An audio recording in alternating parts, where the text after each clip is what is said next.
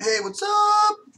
It's your buddy Stormland here on another one of Chris's beer reviews. Today I'm going to be drinking one of the fine beers from the 3-pack. Three Kings is what they like to call this one. That's because we have, are we on here right? Alright.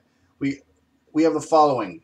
King Pilsner, an authentic Czech-style Pils lager brewed with only 100% important Bohemian malts, Saz hops, and a true strain of Czech yeast. This is a bright golden colored full-bodied beer with the proper balance of malt and hops. King Pilsner pairs well with a wide variety of foods, including nippy cheeses, spicy dishes, and Caesar salads. You know what? Rather than reading all of them, I'm just going to read the ones that pertain to the beer that I'm drinking today, which is the dark lager. So for the dark lager, we got authentic brewing technique, using only the finest imported dark Munich malt and noble German hops gives this beer King's trademark, true to style, aroma, and flavor.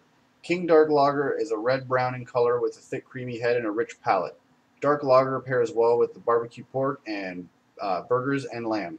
Voted Ontario's #1 dark lager in 2011 by People's Choice. So, for such a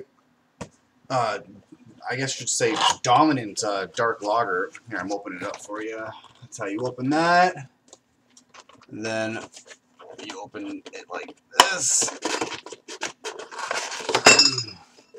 And then inside you got your selection and you got your glass. Now, I already opened this box up and washed this glass because I don't want my glass to taste like box. And just word of advice, every time you drink out of a glass, make sure it's freshly rinsed. Otherwise, you're going to be creating a lot more carbonation just simply from the friction of the liquid going into the bottle. So if it's well rinsed and lubricated, you get less carbonation, less head in your beer than you normally would. All right, so for the for the dark King Lager. You know what? If this is considered to be, Canada's finest dark lager for 2011, which was last year, how come I never saw it on the shelves? What's wrong with this company? I saw Vienna Lager and I saw Pilsner. Now, I don't like Pilsners in general, so when I had their Pilsner, I wasn't surprised when I didn't like it. The Vienna Lager, I have yet to try, and the dark lager, I have yet to try. So I'm just going to be putting this box down aside here. Now, this dark lager is considered to be ultra premium, just like all the other beers, or both of the other beers on the box. We got a 4.8% ABV at 341 milliliters per bottle, and you can check out the King Brewery at kingbrewery.ca. And yeah, just to be absolutely certain, King Road, King Township, Ontario. So this is from the town of King. I've been there. I think I passed through there. So this looks like a screw top here. I got a plain cab. Nice dark aroma. Smells very much just like a dark lager. So they did well with those German hops there.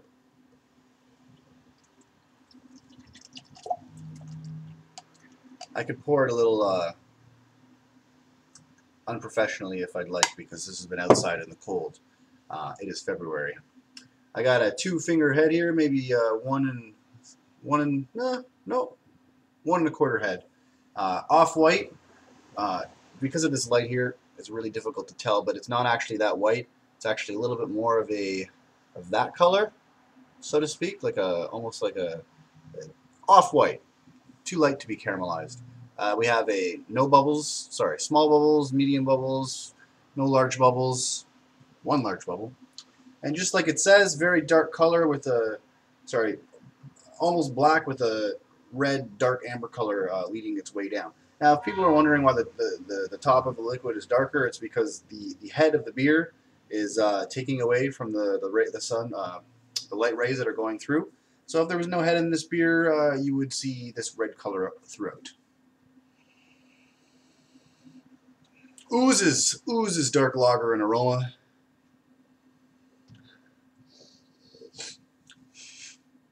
For those who don't know, I can only breathe through one nostril, so my nose isn't like most people. I can breathe through one or the other, not both at the same time. And it has nothing to do with drugs because I've never done them. All right. This dark lager aroma smells a little bit on the nutty side. I can't, definitely not like almonds or nutmeg. It's like a combination between like a woody aroma and a nutty aroma.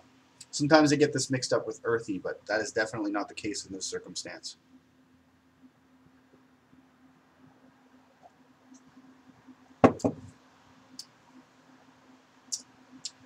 That's a good dark lager. Very good. Not really picking up on any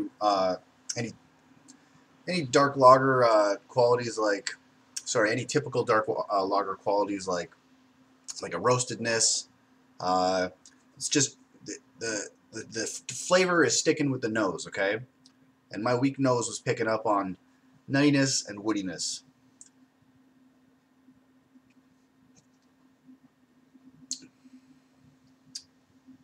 Very pleasant texture, not too overcarbonated. I say this with most of my beers, but it's very, very well balanced, very well rounded. You're not picking up on too much of one flavor or too little of any others. It's perfect right in between. I'm tasting two major flavors here. That's like a nutty, woody approach again.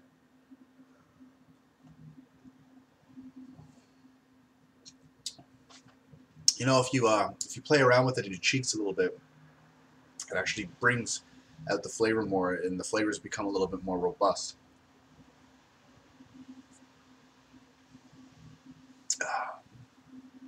I'm definitely picking up on the. I know people are going to laugh at me when I say this, but am I right? Yeah, I'm definitely picking up on the 4.8% dark lager effect. Very, very, very many 4.8% dark lagers that I've had taste well within this realm of dark lagers. So they nailed it right on the head.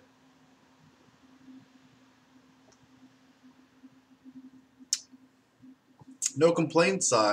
They were aiming for a traditional dark lager, and that's what they got. Personally, I like my dark lagers to have a little bit of a roasted approach. So if there is some form of a nuttiness in this, maybe it could have been a roasted nutty effect, maybe. You don't pick up on any barley tastes in here whatsoever, which is also usually a common trait amongst dark lagers.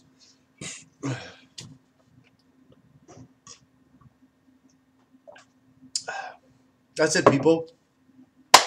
Very consistent. Same taste all the way through.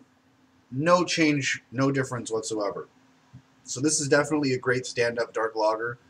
So for the world of beer reviews, I normally rate things out of 5, but I've been changing it to a 10-point system recently. It seems to be the standard system. And when I was doing it out of 5 for the longest time, it was because I wanted to be different. But here we go, greater range. Out of 10, I'm going to give this sucker a wonderful 7.5, maybe even an 8 out of 10. Phenomenal. They should sell it as a 6-pack, and if they did, I'd buy it by the 6-pack. So as per usual, thanks for joining me on another one of Chris's beer reviews. Don't drink and drive. Drink responsibly, people. Cheers.